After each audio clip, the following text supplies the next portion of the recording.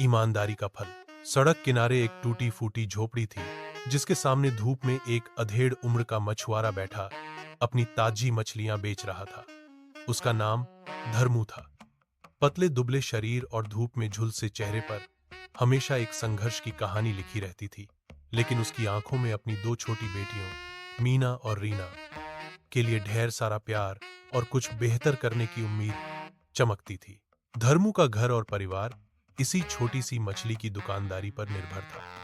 सुबह तड़के उठकर वह नाव लेकर नदी में जाता, मछलियां पकड़ता और फिर उन्हें सड़क किनारे बैठकर बेचता। जितनी मछलियां बिक जाती उतने ही पैसों से घर का चूल्हा जलता, बेटियों को 2 वक्त की रोटी मिलती और उनके लिए कभी कभार कोई छोटी सी चीज भी आ जाती। एक दिन धर्मू के लिए बहुत बुरा था। सुबह से शाम होने को थी, पर मछलियां बेचने खास कमाई नहीं हुई थी। ग्राहक आते, मोल भाव करते और चले जाते। मीना और रीना जो पास ही खेल रही थीं, भूख से मुरझाए चेहरों से अपने पिता की ओर देख रही थीं। धर्मू का दिल भारी हो रहा था। उसे लगा आज शायद रात को बेटियां भूखी ही सोएंगी। जब सूरज ढल रहा था और आखिरी उम्मीद भी टूट रही थी, तभी धर्मू ने अपनी आखिरी बची हुई बड़ी मछली को साफ करना शुरू किया, ताकि अगर कोई ग्राहक आए तो उसे तुरंत बेच सके। मछली काटते हुए अचानक उसके हाथ में कुछ भारी सा लगा। उसने गौर से देखा तो उसकी आंखें हैरानी से फैल गईं। मछली के पेट में एक छोटा सा कपड़े का थैला था और जब उसने उसे खोला तो अंदर चमकते हुए सोने के सिक्के और कुछ कीमती गहने थे। धर्मू ने अपनी जिंदगी में इतने सोने के सिक्के एक साथ कभी नहीं देखे थे। उसकी फटी हुई लुंगी और जमीन पर बैठकर मछलियां बेचते हुए उसके मन में तूफान सा उठ खड़ा हुआ। इतने पैसे, मेरी बेटियों की भूख हमेशा के लिए मिट सकती है। मैं उनके लिए नया घर बना सकता हूँ, उन्हें अच्छे कपड़े दिला सकता हूँ, उन्हें स्कूल भेज सकता हूँ।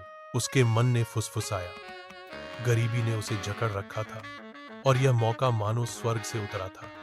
एक पल के लिए उसने उन सिक्कों को अपनी मुट्ठी में कस लिया, लेकिन फिर उसे अपनी बेटियों के मासूम चेहरे याद आए। मीना और रीना, जो उसे हर दिन एक ईमानदार और मेहनती पिता के रूप में देखती थीं। सालों से उसने उन्हें यही सिखाया था कि चाहे कितनी भी गरीबी हो, ईमानदारी का दामन कभी नहीं छोड़ना चाहिए। उसके पिता ने भी उसे यही संस्कार दिए थे। उसकी अंतरात्मा ने कहा, धर्मू, यह तेरा नहीं है, यह किसी और की मेहनत की कमाई है जो शायद धोखे से यहां तक पहुंच गई है। उसकी मुट्ठी ढीली पड़ गई। उसके चेहरे पर फैली अस्थाई लालच की परछाई हट गई और उसकी पुरानी शांत ईमानदारी लौट आई। उसने थैले को वापस सावधानी से बंद किया और अपने पास रख लिया। वह जानता था कि ऐसे कीमती सामान का मालिक जरूर उसे ढूंढता हुआ आएगा। कुछ ही देर बाद एक ऊंचे कद का आदमी, महंगे कपड़े पहने, परेशान हाल में सड़क पर कुछ ढूंढता हुआ धर्मा की दुकान की ओर आया। वह हर दुकानदार से पूछता जा रहा था, भैया, क्या तुम्हें मेरा कोई थैला मिला है? मेरा सारा धन और गहने उसी में थे। उसका चेहरा चिंता से सफेद पड़ रहा था। धर्मू उसे पहचान गया। यह पास के बड़े गांव का एक धनी व्यापारी सेठ धनराज था, जो अक्सर इस सड़क से गुजरता था। सेठ जी, धर्मू ने आवाज दी। सेठ धनराज ने हैरानी से धर्मू की ओर देखा। हाँ, क्या हुआ? धर्मू ने जमीन पर रखी अपनी मछलियों और अपने पास रखे थैले की ओर इशारा करते हुए कहा, सेठ जी, क्या आपका थैला इसमें से किसी मछली में गिर गया था? मुझे यह भी एक मछली के पेट से मिला है। सेठ धनराज ने अविश्वास से धर्मू को देखा। उसकी आंखों में पहले शक आया, फिर एक गहरी उम्मीद। धर्मू ने थैला सेठ जी की ओर बढ़ा दिया। सेठ जी ने कांपते हाथों से उसे खोला। अंदर उनके सारे कीमती सिक्के और गहने ज्यों के त्यों थे। उनकी आंखों में आंसू आ गए। तुम तो मछुआरे हो, तुम इतने गरीब हो, तुम इसे रख सकते थे, कोई जान भी नहीं पाता, फिर भी तुमने यह लौटा दिया, सेठ जी ने भावुक होकर कहा। धर्मू ने नम्रता से सिर झुकाया। सेठ जी, गरीबी है, पर ईमान नहीं बिका है। मेरे पिता ने सिखाया है कि ईमानदारी ही सबसे बड़ा धन है, और मैं अपनी बेटियों को भी यही सिखाना चाहता हूँ। सेठ धनराज धर्मू की ईमानदारी और सादगी से बहुत प्रभावित हुए। उन्होंने तुरंत अपनी जेब से एक बड़ी रकम निकाली और धर्मू को देने लगे। यह तुम्हारा इनाम है, तुम्हारी ईमानदारी अनमोल है। धर्मू ने रकम लेने से मना कर दिया। सेठ जी, मैंने अपना फर्ज निभाया है। लेकिन सेठ धनराज इतने पर नहीं माने। उन्होंने कहा, मैं तुम्हें ऐसे नहीं जाने दूंगा। तुमने आज मेरे जीवन भर की कमाई बचाई है। मैं तुम्हें एक बड़ा अवसर दूंगा।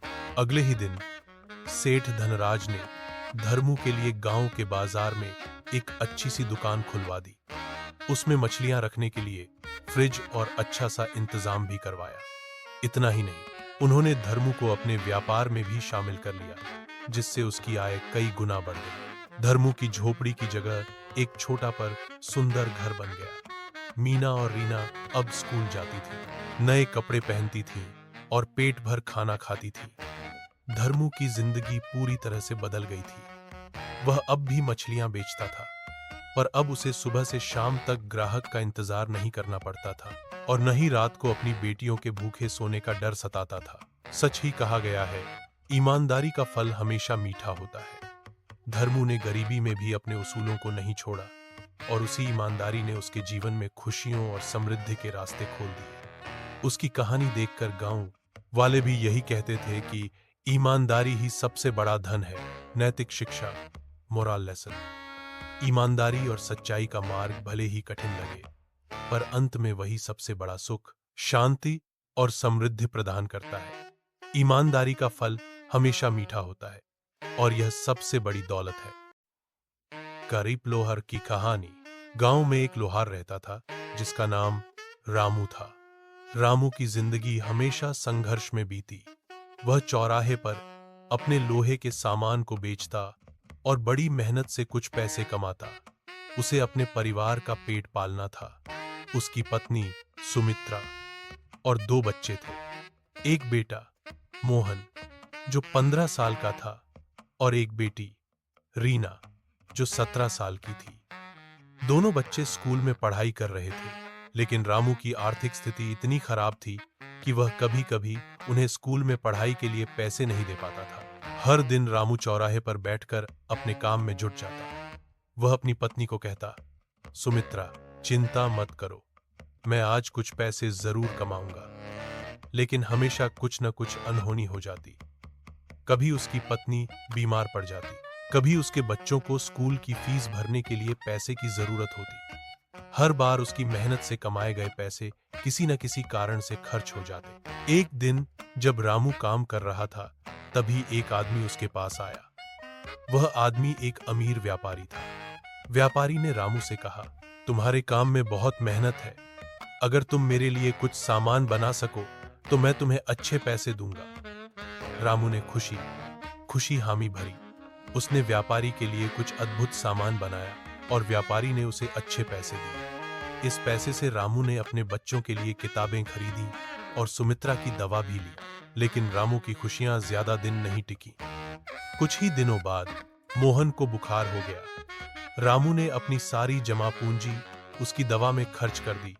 अब उसके पास कुछ भी नहीं बचा था। वह बहुत परेशान हो गया। उसने सोचा, मैं क्या करूं? मेरे बच्चे पढ़ाई नहीं कर पाएंगे और मेरी पत्नी का क्या होगा? एक रात जब रामू बहुत सोच में था, उसने अपने बच्चों से कहा, बच्चों, मैं चाहता हूं कि तुम पढ़ाई करो, लेकिन मेरी आर्थिक स्थिति ठीक नहीं है। मैं तुम्हें स्कूल नहीं भेज पाऊंगा। मोहन और रीना ने एक साथ कहा, पापा, हम स्कूल जाना नहीं छोड़ेंगे। हम मेहनत करेंगे और तुम्हारी मदद करेंगे। बच्चों की बात सुनकर रामू का दिल भर आया। उसने सोचा, मेरे बच्चे इतने समझदार हैं, मुझे भी उनके लिए और मेहनत करनी होगी। अगले दिन रामू ने चौराहे पर एक नया सामान बेचना शुरू किया। उसने अपनी मेहनत से कुछ पैसे कमाए और बच्चों को स्कूल भेजा। मोहन ने घर का काम संभाला और रीना ने ट्यूशन पढ़ाना शुरू कर दिया। कुछ महीने बाद रामू की मेहनत रंग लाई। उसने अपने काम को और बेहतर बनाया और धीरे धीरे उसकी आर्थिक स्थिति में सुधार आया। उसने बच्चों को अच्छी शिक्षा दिलाई और दोनों बच्चे अच्छे नंबरों से पास हुए। समय बीतता गया और मोहन और रीना ने अपने अपने सपनों को पूरा किया। मोहन एक इंजीनियर बन गया और रीना ने डॉक्टर बनने का सपना पूरा किया। रामू ने अपने बच्चों की सफलता को देखकर गर्व महसूस किया। अंत में रामू ने सीखा कि कठिनाइयों के बावजूद उम्मीद नहीं छोड़नी चाहिए। उसकी मेहनत और बच्चों की लगन ने उन्हें सफल बनाया। उन्होंने यह समझा कि जीवन में चुनौतियां आएंगी, लेकिन अगर हम मेहनत करें और एक दूसरे का साथ दें, तो हम किसी भी कठिनाई को पार कर सकते हैं। जीवन का सब संघर्ष और मेहनत के बिना कुछ भी हासिल नहीं होता। परिवार का साथ और एक दूसरे का समर्थन सबसे बड़ा धन है। इस कहानी से हमें यह सीखने को मिलता है कि जीवन में चाहे कितनी भी कठिनाइयां क्यों ना आए, अगर हम मेहनत करें और एक दूसरे का साथ दें, तो सफलता अवश्य मिलेगी।